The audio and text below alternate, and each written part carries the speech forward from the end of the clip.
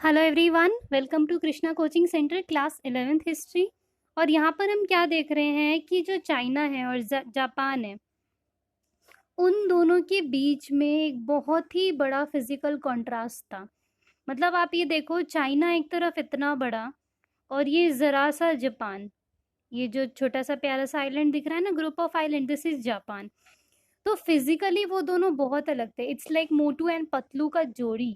Motu is China and Patlu is Japan. China कैसा था? Vast continental country जिसके अंदर बहुत सारे क्लाइमेटिक जोन्स थे। कोर को डोमिनेट करी थी थ्री मेजर रिवर, जैसे कि येलो रिवर, हुआंगी, यांगत्से रिवर, चांगजियांग जो है, जो कि third longest river in the world है, और पर्ल रिवर। अब large part of the country is mountains. China के अंदर बहुत बड़ा पार्ट जो कंट्री का है वो माउंटेन्स है। डोमिनेंट एथनिक ग्रुप की अगर हम बात करें, जो लोग यहाँ पे जिस ग्रुप के रहते हैं वो है हन। ये है मेज, और जो ग्रुप है हन के अलावा ऐसा नहीं है, और भी लोग भी रहते हैं, बट सबसे जो डोमिनेंट एथनिक ग्रुप है, सबसे ज़्यादा जो लोग रहते हैं वो है हन। और मेजर लैंग्वेज कौन सी बोली जाती है? चाइनीज़ बोली जाती है। चाइनीज़ को वो क्या बोलते हैं? पुतोंगुआ। और बहुत सारी अदर नेशनैलिटीज़ भी, जैसे उइगुर हो गए, हुई, मांचू, तिब्बतन।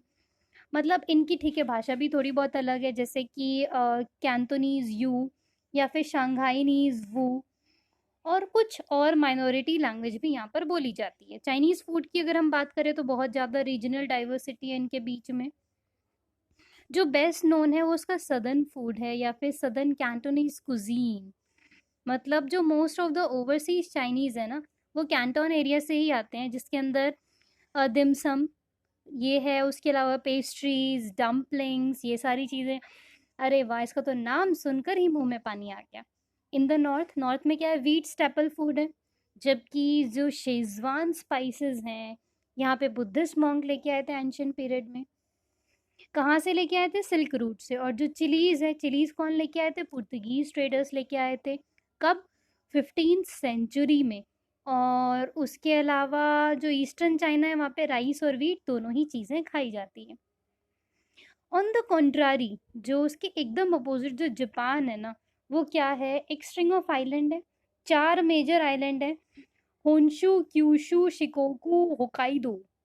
ऐसा लग रहा है ना मैं चाइनीज बोल रही हूँ? लग रहा है ना? लग रहा है ना? बट नहीं बेटा, ये जापान के चार मेजर आइलैंड्स हैं। कौन कौन से? बहुत इंपॉर्टेंट है, इनके नाम बिल्कुल अच्छे से रटे होने चाहिए। That is Honshu, Kyushu, Shikoku, Hokkaido.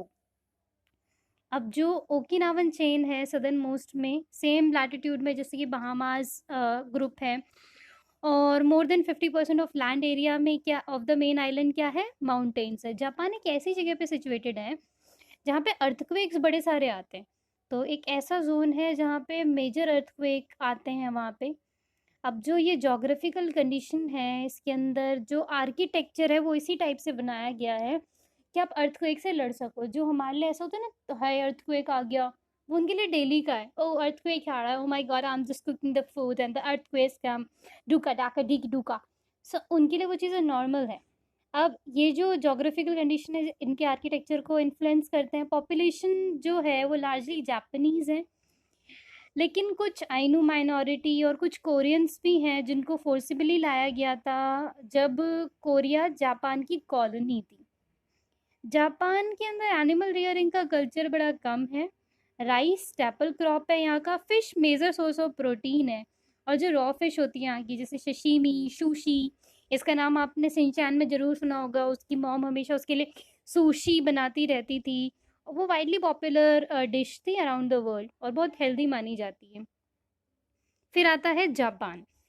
Japan की जापानी चल रहा था, जापान क्या आता है? जापान के पॉलिटिकल सिस्टम में आप ये देखिए कि किस तरीके से क्या क्या चेंजेस हुए थे।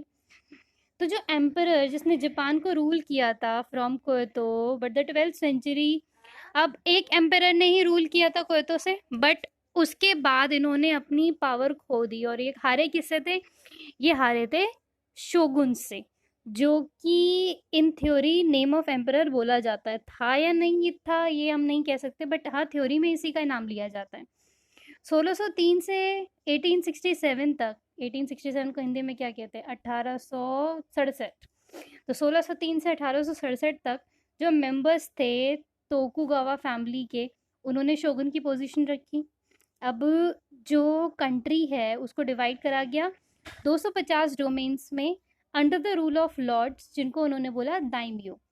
अब शोगुन के पास जो पावर थी वो कैसी थी, डोमिनल लॉर्ड्स के ऊपर थी, डोमेनियल लॉर्ड्स के ऊपर। अब उन्होंने क्या करा, उनको ऑर्डर दे दिया कि आप ईदो कैपिटल जो कि टोक्यो है वहीं पर ही रहें लंबे पीरियड तक, ताकि कोई एक तरीके से एक दूसरे को खतरा ना रहे। उन्होंने मेजर सिटीज़ माइंस पे कंट्रोल किया। जो समुराई थे, वॉरियर क्लास जिन्हें कहते थे, वो रूलिंग एलीट थी उस समय की, जिन्होंने सर्व किया था शोगुन्स को भी और दाइम्यो को भी। लेट 16th सेंचुरी में 3 चेंजेस जो होते हैं उन्होंने फ्यूचर डेवलपमेंट को डिसाइड किया। कौन कौन से चेंजेस की अगर हम बात करें, पहली अगर हम बात करें तो जो पीजेंट क्लास थी ना, जो किसान वगैरह थे, उनको हथियार रखने का इजाज़त नहीं था। ओनली जो समुराय थे वो हथियार रख सकते थे, जिसकी वजह से पीस ऑर्डर ये सब मेंटेन रहे और जो फ्रिक्वेंट वॉर चल रही थी वो ना हो। दूसरी चीज़ क्या थी, जो दाइम्यो थे उन्हें ऑर्डर किया गया, were order to live in capital of their domains, कि जहाँ जहाँ उनकी टेरिटरी है ना उनके वो कैपिटल में रहें। और बड़ी ऑटोनॉमी थी, बड़ी उसको डिसीजन लेने में बड़ी सारी आज़ादियाँ थी। तीसरा क्या है, जो लैंड सर्वेज आइडेंटिफाइड ओनर्स थे और टैक्स पेयर थे, और उसके अलावा जो ये सारे लोग थे इन सबको भी बड़ा ध्यान रखा जाता था लैंड प्रोडक्टिविटी का, ताकि एक स्टेबल रेवेन्यू बेस बना रहे, टैक्स पेयर हमारे अच्छे बने रहे।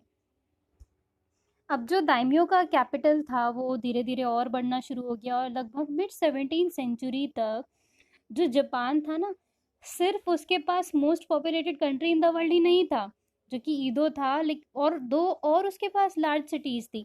यानी कि उस समय वर्ल्ड का मोस्ट पॉपुलेटेड सिटी ईदो, आज के टाइम का टोक्यो कह लो आप, वो क्या था, वो जापान के पास था। दो अदर लार्ज सिटी कौन कौन सी, ओसाका था, क्योतो था, और उसके अलावा half a dozen castle town थे जिनकी पॉपुलेशन 50,000 से भी ज़्यादा थी। जबकि अगर हम इसके अपोजिट में बात करें तो जो most of the European countries थी उनके पास हद से हद कितना था, 1 लार्ज सिटी थी। अब इसकी वजह से क्या हुआ, जो ग्रोथ हुई किसकी, कमर्शियल इकोनॉमी की, उसने फाइनेंशियल क्रेडिट सिस्टम को क्रिएट किया। अब जो एक पर्सन की मेरिट थी ना, वो उस समय बहुत ज़्यादा वैल्यू करती थी उसके स्टेटस से। डजेंट मैटर उसका स्टेटस क्या है, अगर वो मेरिटोक्रेसी में अच्छा है, उसकी पढ़ाई लिखाई अच्छी है, तो उसको बहुत अव्वल दर्जा दिया जाता था, अव्वल माना जाता था। एक बहुत ही वाइब्रेंट ब्यूटीफुल कल्चर था टाउन्स के अंदर। फास्ट ग्रोइंग मर्चेंट क्लास थी जिन्होंने पैट्रनाइज किया जो उनके थिएटर थे, आर्ट्स से, उनको लोगों को पढ़ना बड़ा पसंद था। तो उस समय क्या करते थे, तो जो लोग थे ना वो रेंट कर दिया करते थे बुक, किस प्राइस पे, जिस प्राइस पे एक बाउल ऑफ नूडल्स आते थे वहाँ पे। मतलब उस समय पता, इस तरीके से हम पता कर सकते हैं कि कितना ज़्यादा रीडिंग उस समय फेमस थी। तो रीडिंग प्रिंटिंग ये फेमस थी। इनकी जो प्रिंटिंग होती है ना जापानीज़ की, वो वुडन ब्लॉक्स में की जाती है। उनको यूरोपियन पेंटिंग जैसी रेगुलरिटी पसंद नहीं है कि हाँ ठीक है एक ही जगह सारा पेंटिंग बना दिया।